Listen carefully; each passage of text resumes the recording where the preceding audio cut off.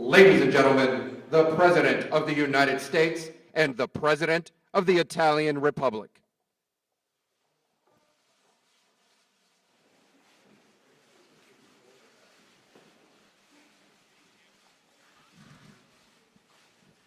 Thank you very much.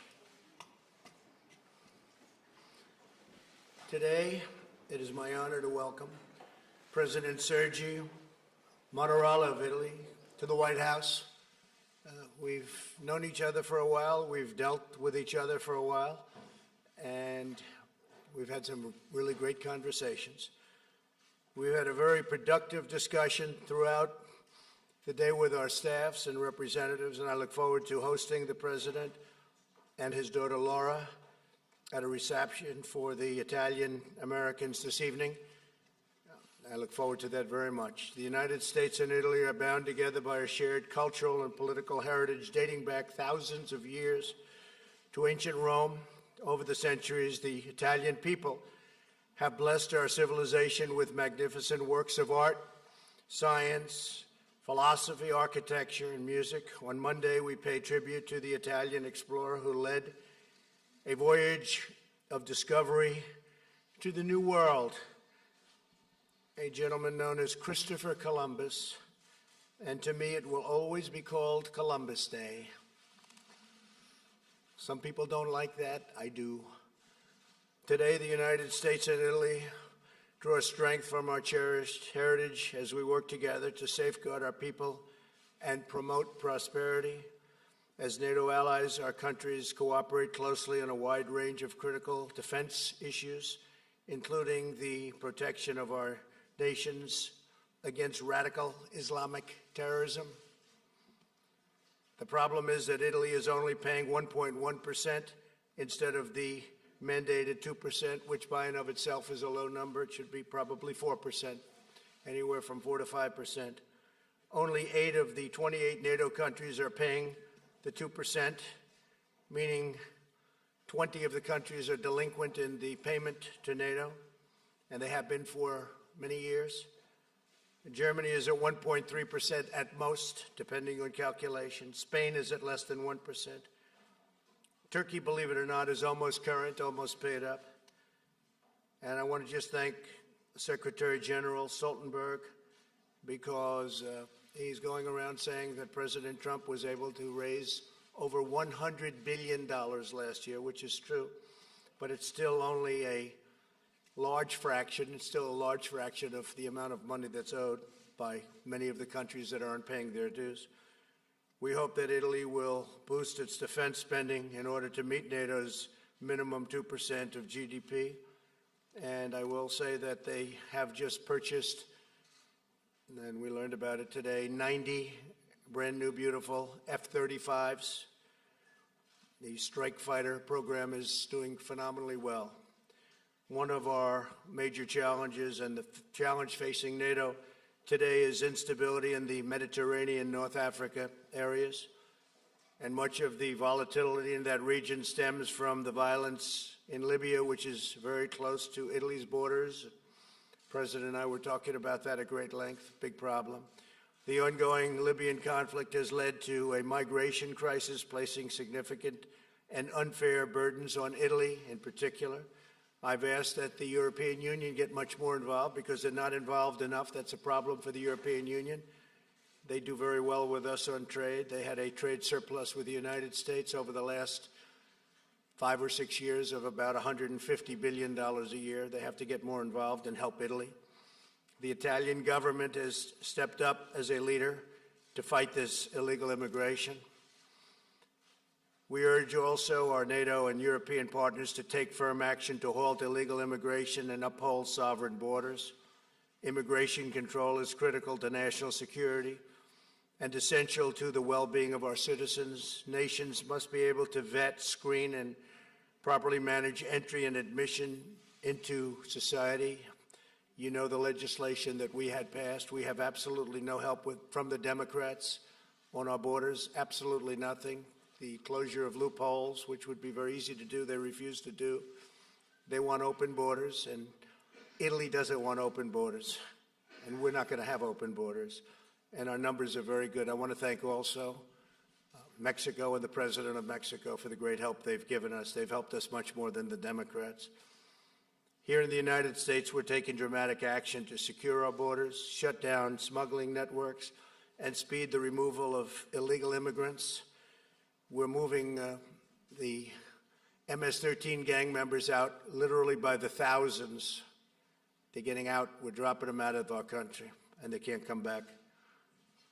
And what we've done with Guatemala and Honduras and El Salvador is, they tell me, close to a miracle, the agreements that we've signed. They accept them back and they keep them back. It's a much different relationship than we've ever had with those three countries, and I want to thank the leadership of those three countries. We've been working very well together. Our message is clear. If you enter illegally the United States, you will be promptly returned home. They're all returning home. It takes a long time because we've had years of people coming in, staying, and that's the end of that. President Mattarella also discussed the steps we must take to enhance commerce and economic growth between our two countries. Our nations are already investing nearly $70 billion in each other's economies. Without the burdens, as unfair as they are, imposed by the European Union, we would actually have a much higher number than $70 billion between Italy and the United States. However, we can do more, and we can achieve fairness and reciprocity, which we don't have right now.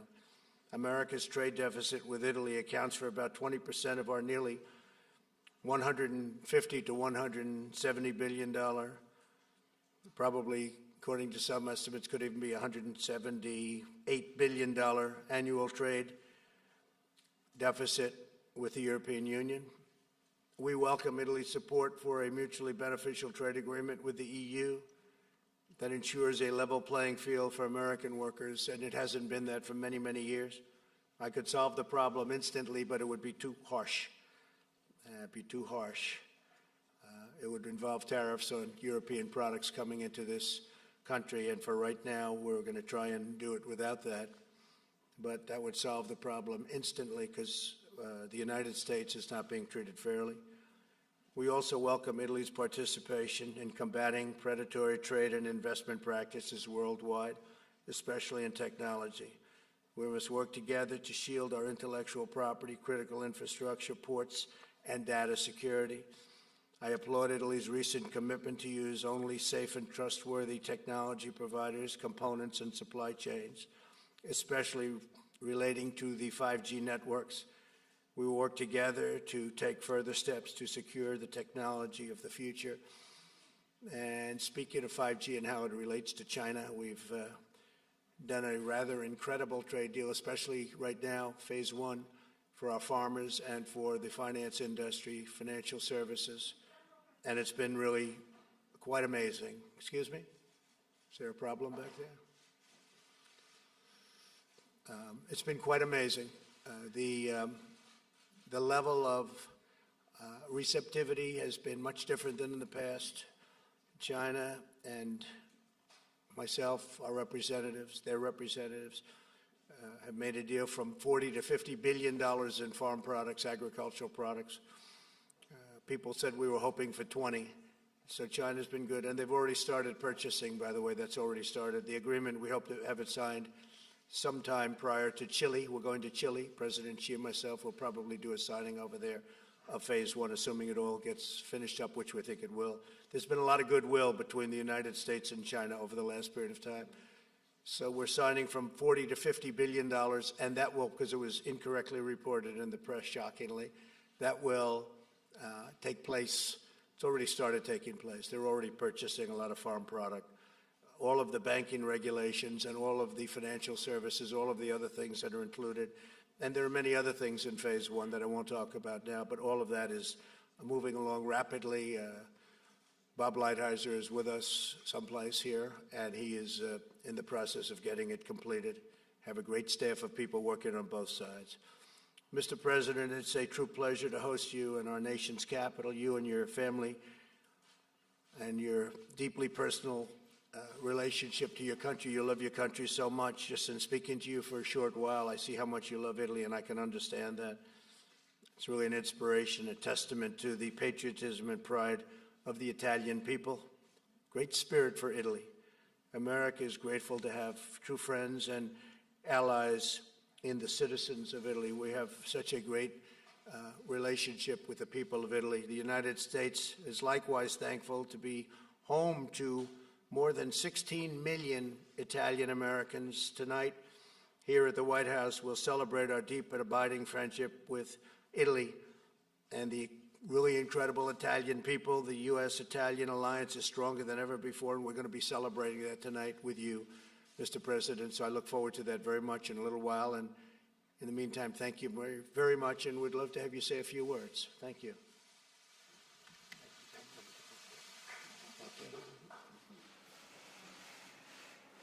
Desidero ringraziare molto il Presidente I Trump want to thank President Trump per very much l'invito for his invitation e per l'accoglienza and riservata a me e for alla the delegazione che mi welcome, accompagna. both to myself and to my entire delegation. I rapporti tra The Stati Uniti e relationship Italia sono between the United States caratterizzati da and Italy un'amicizia are marked profonda by a deep friendship e da comunanza di and interessi, by common interests, rafforzate l'uno e l'altro dalla presenza degli Stati both Uniti strengthened by the presence tanti here in the U.S. americani of so di many origine italiana. Americans of Italian descent.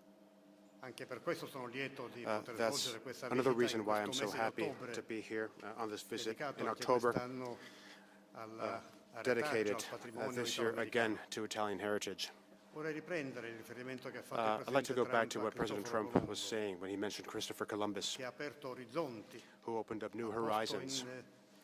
ha fatto conoscere e posto in collegamento He, continenti che si ignoravano. got to know and connected continents E a which giudicare ignored dal one ruolo another. dell'America nel mondo, And based sembra on che the abbia role fatto the un buon U.S. lavoro is in the allora. world, it seems to me that he did a good job back then. L'Italia vede negli Stati Uniti non soltanto To Italy, un alleato the fondamentale, U.S. is not only a ma fundamental anche un ally, paese con il quale condivide it is also a country lo with which stesso cammino it democratico, shares the same path of democracy, insieme al quale si riconosce A negli country stessi valori, which shares the same values of freedom, of the protection of human rights, of the respect for minorities, of the rule of law.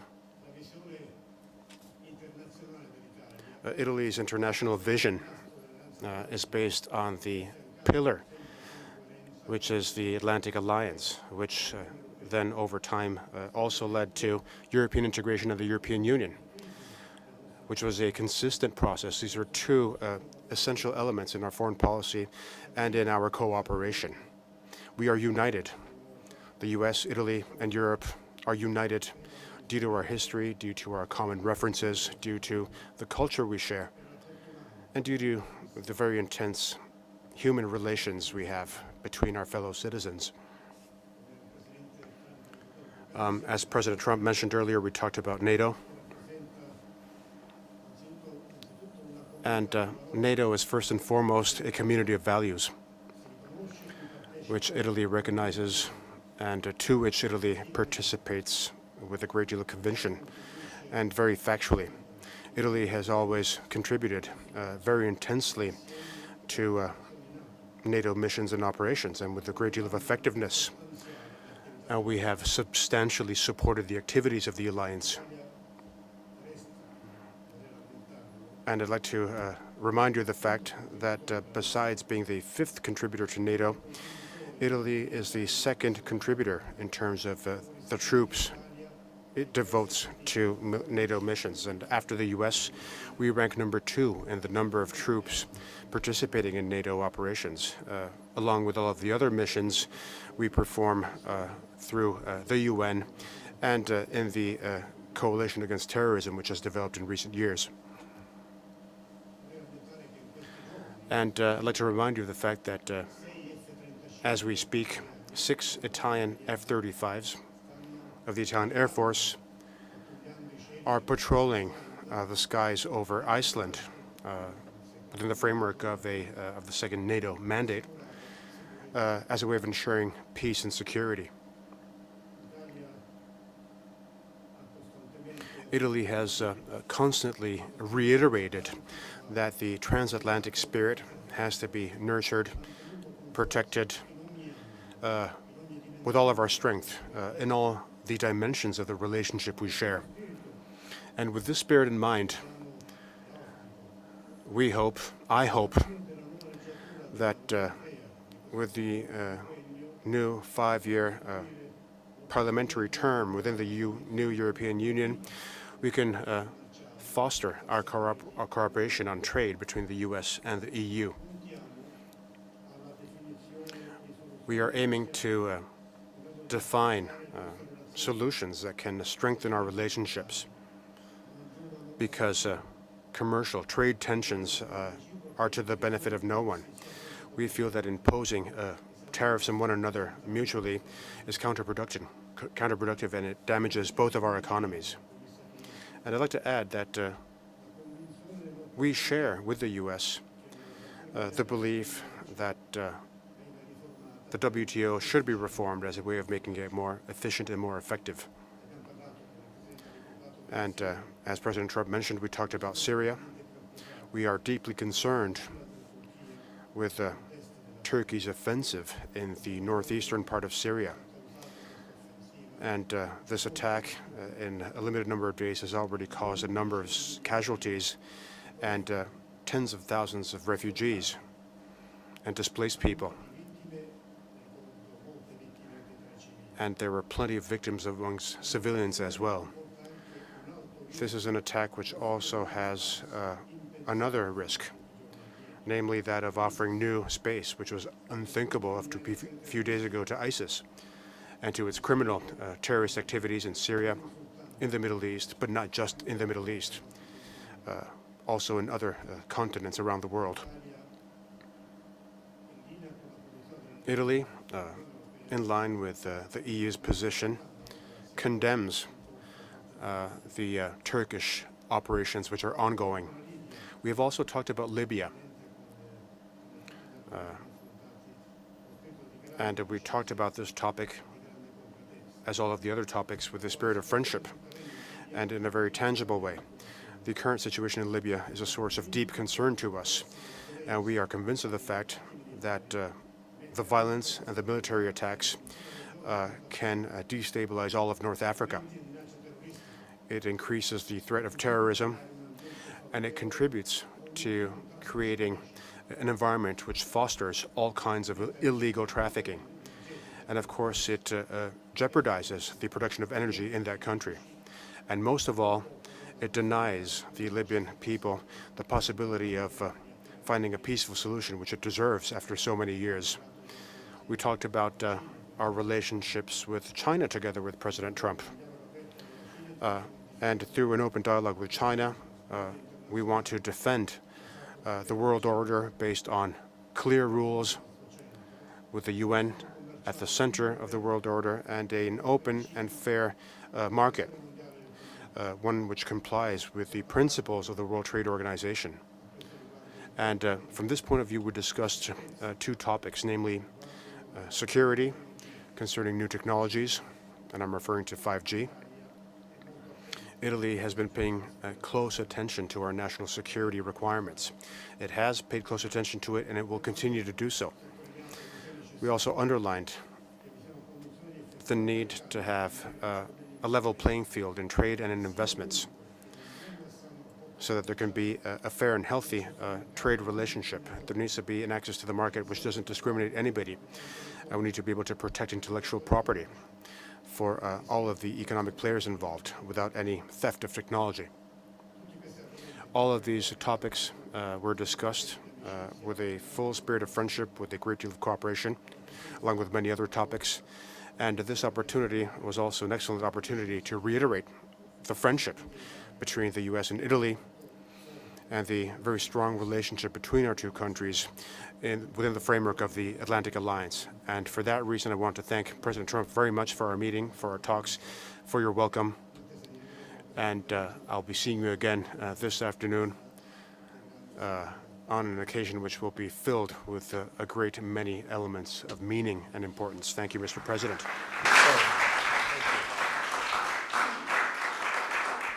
Well, thank you very much, Mr. President. And the WTO, the World Trade Organization, as everyone knows, we just won $7.5 billion because of unfair trade practices. And that will be distributed in a fair way throughout various countries in Europe, and we're talking to the president about that as it pertains to Italy. He thought we were a little bit harsh on Italy, and we don't want to be harsh on Italy. We'll never do that. So we'll look at that very strongly. We will look at that for you. That was one of the requests made, and we will be taking a look at that. Please.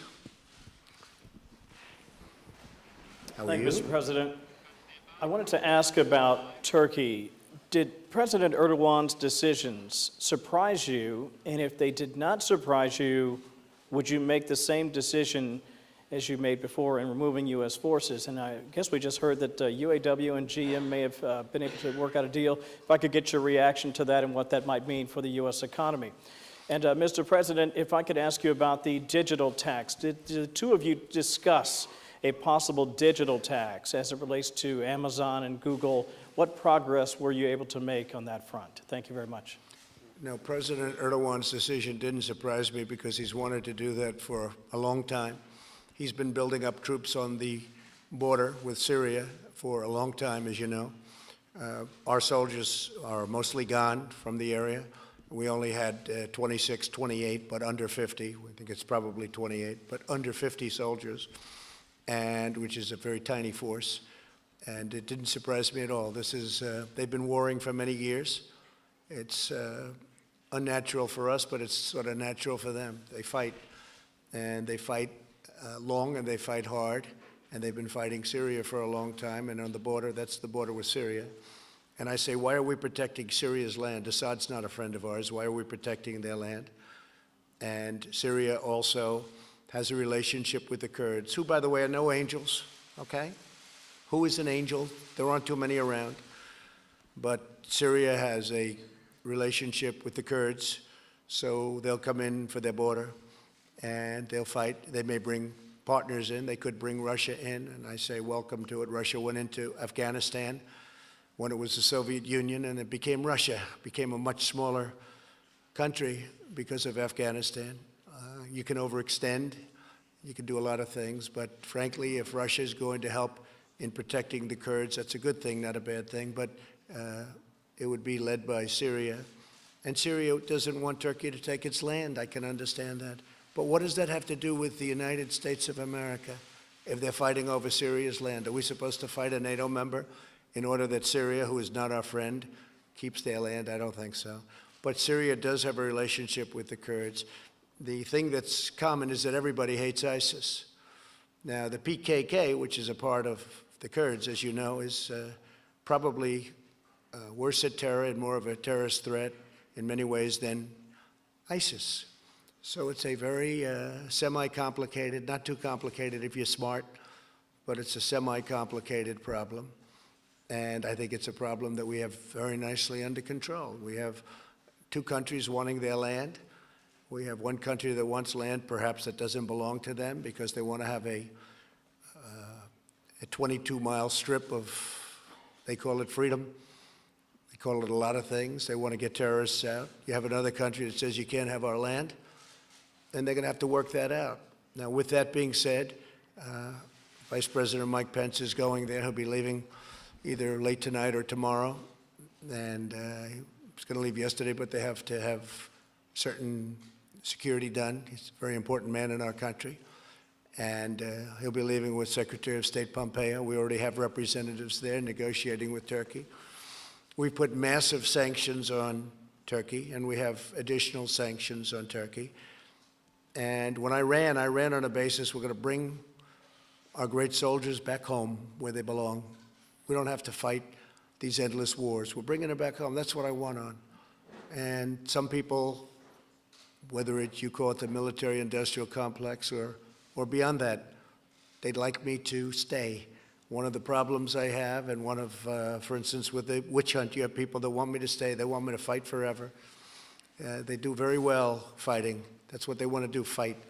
A lot of companies want to fight because they make their weapons based on fighting, not based on peace. And they take care of a lot of people. I want to bring our soldiers back home. We're not a police force. We're a fighting force. We're the greatest fighting force ever. I spent $2.5 trillion over the last almost 3 years rebuilding our military. When I took it over, it was a mess. It was an absolute mess. It was totally depleted. You know that. A lot of people know that. Honest people all know that. When I was thinking about having to do something, one of our generals came in to see me and he said, "Sir, we don't have ammunition." I said, "That's a terrible thing you just said." He said, "We don't have ammunition. Now we have more ammunition than we've ever had. We have more missiles. We have more rockets. Our nuclear's been totally updated and in some cases new. Hopefully, to God, we never have to use it. But we have the most powerful nuclear base by far in the world. And we have things that we never had before. We have a great modern military, but that doesn't mean we're going to waste it. It doesn't mean we're going to deplete it like we did before with these crazy, endless wars. So Turkey and Syria will hopefully work it out between themselves. Hopefully ISIS will be guarded. I spoke with, as you know, a wonderful man yesterday, general, from the Kurds. You all know who I'm talking about. Some of you have seen the letter that I put out to Erdogan. I gave it to him, President Erdogan, and some of you have seen it. With the general, I said, listen, don't open those doors and let them out just to create more havoc so that we come in. Because some of those doors we just opened. Let's create some havoc and some political exposure for the President of the United States. We were the ones we were the ones that got ISIS. We're the ones that took care of it, specifically me, because I'm the one that gave the order, because when I came in under President Obama, ISIS was a disaster all over that area. I was the one that got them. We were the ones that captured them. And I will say this, that Russia, Iran, Syria, and to maybe a slightly lesser extent, Turkey, they all hate ISIS as much as we do. And it's their part of the world. We're 7,000 miles away. I campaigned on bringing our soldiers back home. And that's what I'm doing. That includes other places too, many other places. Statutorily, it takes a period of time. Diplomatically, it takes a period of time. But, you know, we're in many countries, many countries. I'm embarrassed to tell you how many. I know the exact number, but I'm embarrassed to say it because it's so foolish. We're in countries, we're protecting countries that don't even like us. They take advantage of us. They don't pay, nothing. You probably saw, some of you wrote and covered the fact that we're sending some additional troops to Saudi Arabia. That's true, and I appreciate the fact that I negotiated for a short period of time, a matter of minutes, with Saudi Arabia, and they've agreed to pay for the full cost of all of that deployment, and more, much more. A very rich country, they should be paying, and so should many other countries be paying if they want this kind of protection. Same thing with NATO. We're at 4% and other countries are at 1%, and certainly a European country benefits much more than we do with NATO. I mean, it's there for a reason. And perhaps we benefit, but not nearly as much as the European countries. Some people say we don't benefit at all. We put ourselves in harm's way. But we do that for Europe, but then they treat us badly on trade. Not fair. So I would say that we're in a great position. We're doing what I said. We have two countries that are going to argue over their border. Hopefully they'll work it out. We're going to try and work it out.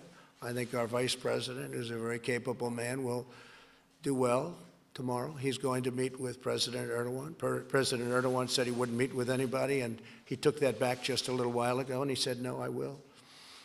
And I think they'll have a successful meeting. If they don't, the sanctions and tariffs and other things that we're doing, we will do and are doing to Turkey, will be devastating to Turkey's economy. I got Pastor Brunson home. Nobody else could do it. The previous administration tried very hard. They were unable to do it. I did it very quickly.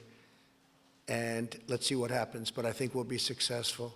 But we got to get out of the endless wars. We have to bring our troops back home. I go to Walter Reed and I give out Purple Hearts. Just did it on Friday. I see the incredible soldiers coming home to Dover, coming home in a coffin, on areas that we have nothing to do with. We have nothing to do with. And it's heartbreaking. I sign letters all the time to parents whose son was shot in different places in the Middle East, mostly. It's very heartbreaking to see, very heartbreaking. So I've said it, and it's through strength, not through weakness. Much harder to do what I'm doing. I could be like all of these others. Oh, just leave them there, leave them there. No, I can't do it. Much easier for me, much probably politically better for me just to say we'll leave a lot of people there and we'll fight. They don't even know what they're fighting for. It's much more difficult politically. It's not politically expedient, it's just the opposite. And I have people even on my side, they want to fight. I say, why are we fighting? I don't know. They don't even know. So you have Syria and you have Turkey, they're going to argue it out, maybe they're going to fight it out, but our men aren't going to get killed over it. And just one other thing, they've been fighting for hundreds of years. This has been going on for hundreds of years. So it's a long answer, but I think I've got much of it out. Thank you very much. Please, question?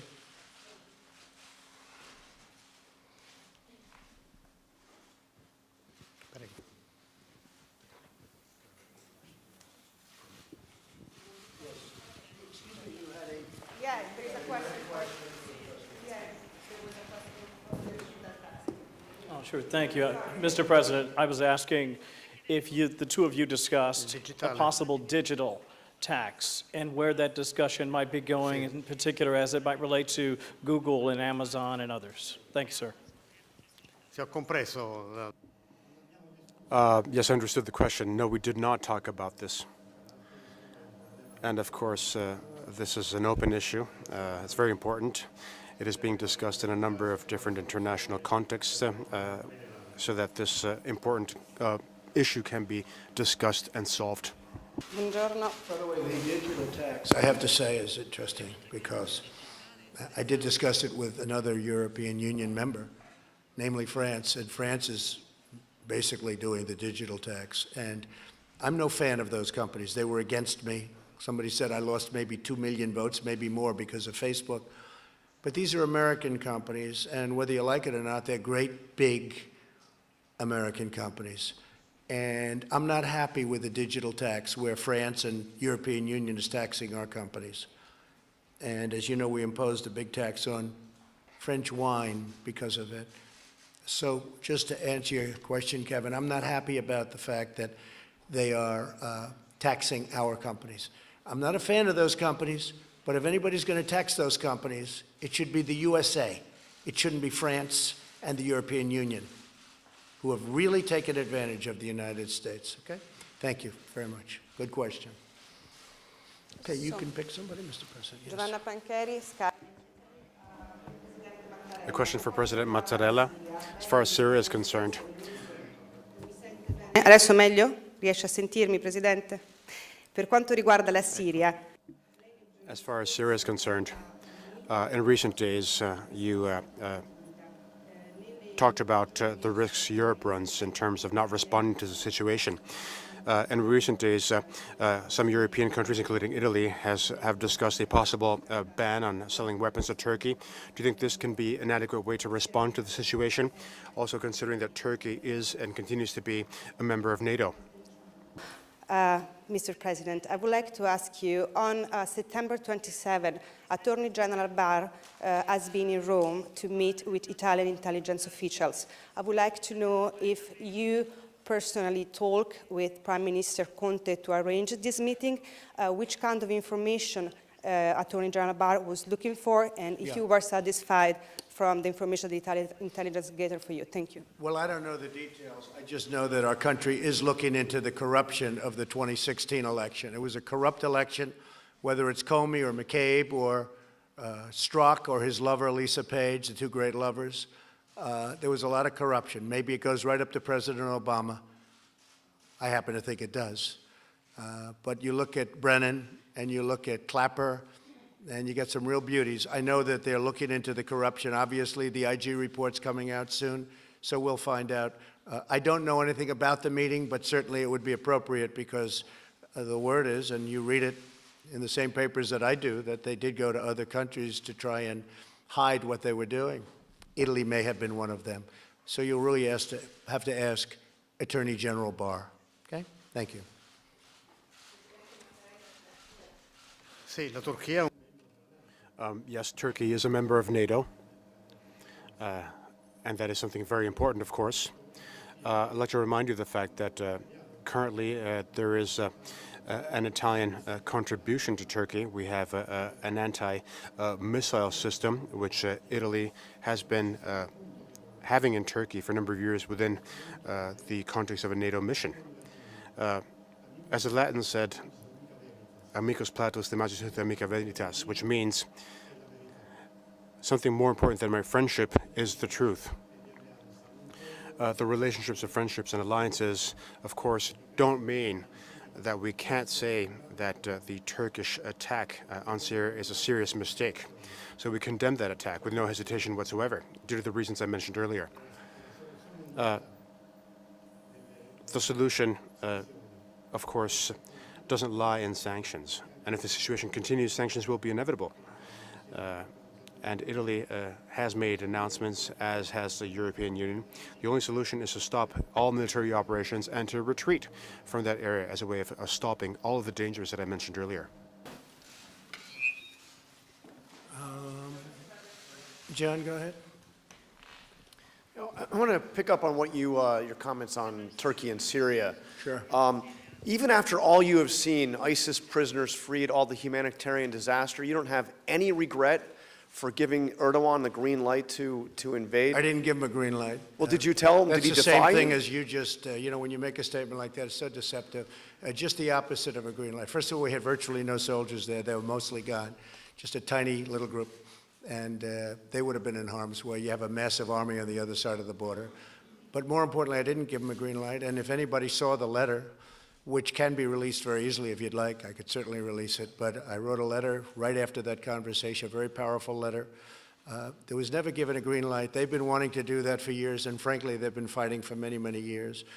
And when you ask a question like that, it's very deceptive, John. It's almost as deceptive as you showing all of the bombings taking place in Syria, and it turned out that the bombing that you showed on television took place in Kentucky. So, and I'm not even sure that ABC apologized for that, but certainly it was a terrible thing. I'm looking at this, I'm saying, wow, that's pretty bad. And it was in Kentucky, it wasn't in Syria, so I don't know what you're going to do about that, but I think ABC owes an apology. Did you see, Lindsey Graham just said of your remarks that you made in the Oval Office that if you keep talking like that, quote, this will be a disaster worse than Obama's decision to leave Iraq. No, Lindsey Graham would like to stay in the Middle East for the next 1,000 years with thousands of soldiers and fighting other people's wars. I want to get out of the Middle East. I think Lindsey should focus right now on judiciary, like the Democrats, the do-nothing Democrats, as I call them, because they're doing nothing. They're getting nothing done. They're not getting USMCA done between Canada, the United States, and Mexico. They're getting nothing done. And I think Lindsey should focus on judiciary. He ought to find out about what happened with Comey, what happened with McCabe, Lisa, what happened with Peter Strzok, what happened with President Obama, what happened with Brennan. That's what Lindsey ought to focus on. That's what the people of South Carolina want him to focus on. The people of South Carolina don't want us to get into a war with Turkey, a NATO member, or with Syria. Let them fight their own wars. They've been fighting for 1,000 years. Let them fight their own wars. The people of South Carolina want to see those troops come home. And I want an election based on that. And that's the way it is, whether it's good or bad. That's the way it is. And if you look at this country, I'd be willing to bet anything, political instinct, that that's what the country wants. I'm not going to get involved in a war between Turkey and Syria, especially when, if you look at the Kurds, and again, I say this with great respect, they're no angels. If you look at PKK, take a look at PKK. ISIS respects PKK. You know why? Because they're as tough or tougher than ISIS. You take a look at a lot of the things having to do, you have to say it, nobody wants to say it. We're making the Kurds look like they're angels. We paid a lot of money to the Kurds, tremendous amounts of money. We've given them massive fortunes. And you know what? It's wonderful. They fought with us, but we paid a lot for them to fight with us. But just so you understand, we were the ones that captured ISIS. People let some go. They opened a couple of doors to make us look as bad as possible.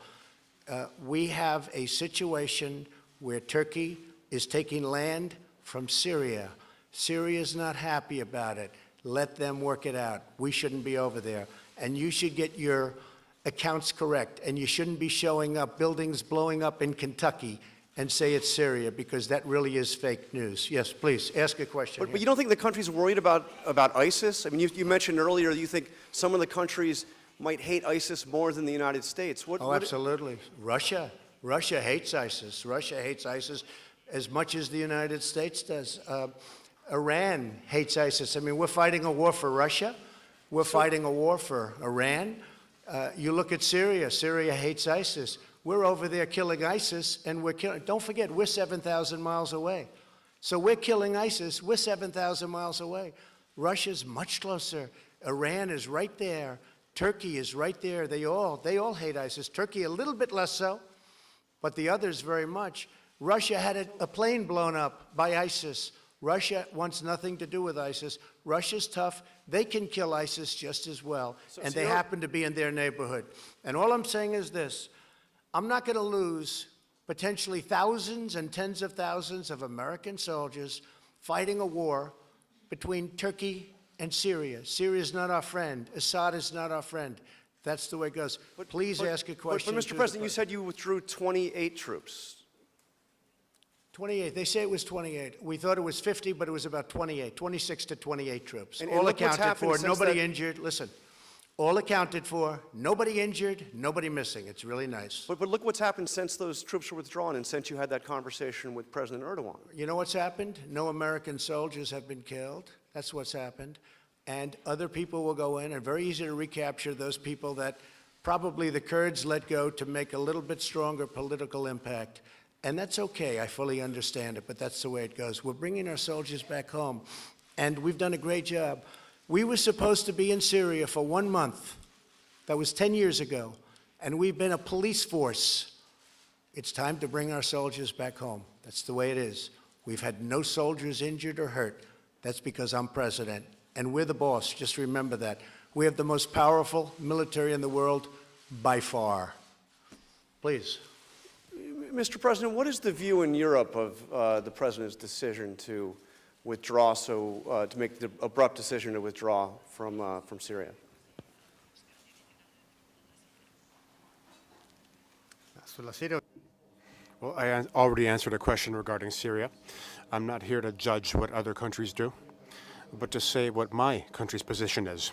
And our position is what I mentioned earlier on Syria, on the fact that we condemn what Turkey decided to do in recent days with no possible ambiguity.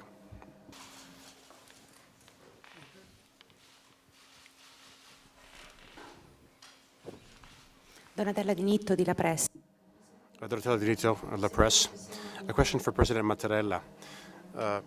President Trump seems to being open on discussing the possible tariffs.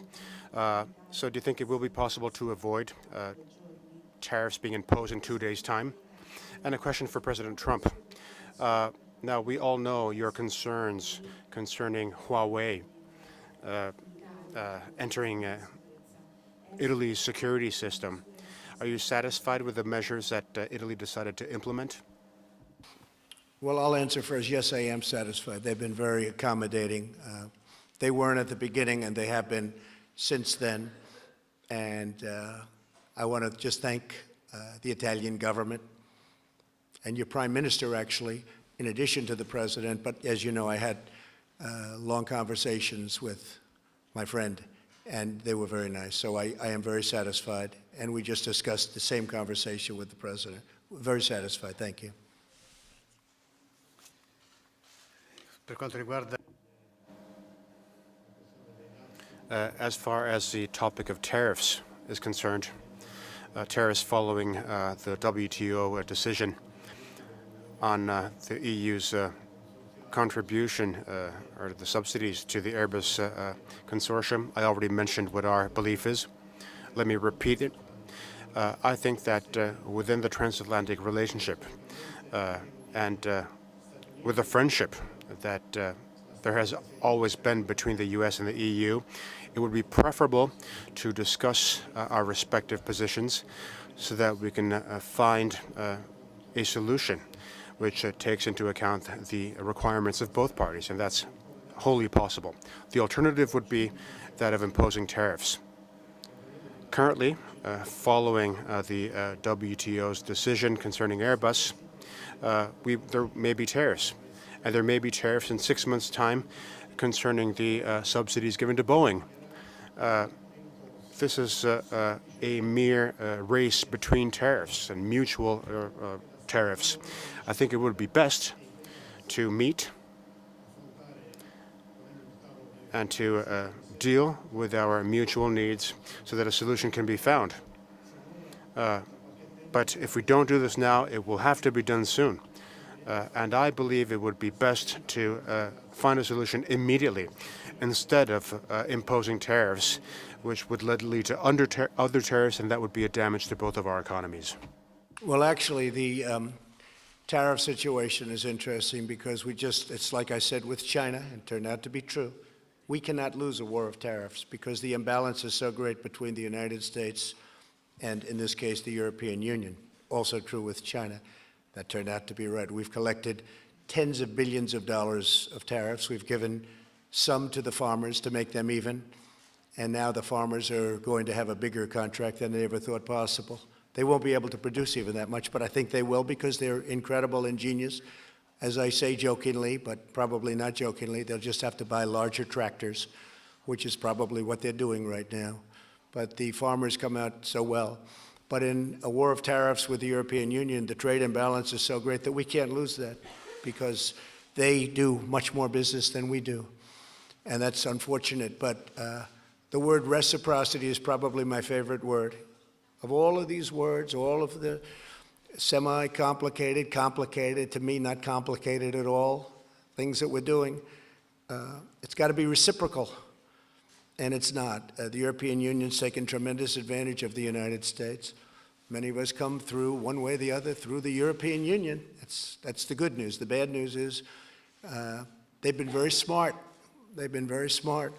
Jean-Claude has been brilliant. Now he's leaving, but he's been brilliant at really helping them and not helping us. And so that's changing now. But we can't lose that particular war of tariffs because the trade imbalance is tremendous. It's tremendous. And if you look at what they don't have, the barriers that they put up tremendous barriers to our doing business in Europe, tremendous barriers, both from a monetary standpoint and what they call non-monetary barriers. It's a very tough thing. Our farm products, very hard to get them in. Our cars, very hard to get them in. And yet they send Mercedes, they send BMW, then they send Volkswagen, Renault, in the case of France. So it's a very tough situation for us for many years, but now it's a very tough situation for them because I can remedy the situation very easily. And there really is not any financial counterattack. Hopefully I don't have to do that. With all of that being said, we are talking. We're talking with some new people in Europe. And I hope it's going to be successful. That way we don't have to talk about it or worry about it because our relationship should be a great one. But we have to be treated fairly on NATO, and we have to be treated fairly on trade with the European Union. Thank you all very much. Thank you.